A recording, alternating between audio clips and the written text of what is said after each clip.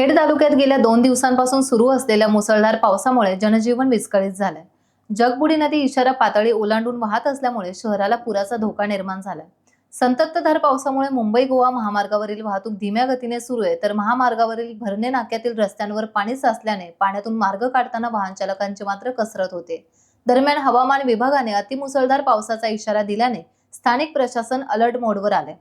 नदीकाठच्या गाववाड्या तसेच खेड शहरातील नागरिक आणि व्यापारी वर्गाला सतर्क राहण्याच्या सूचना देण्यात आल्या आहेत।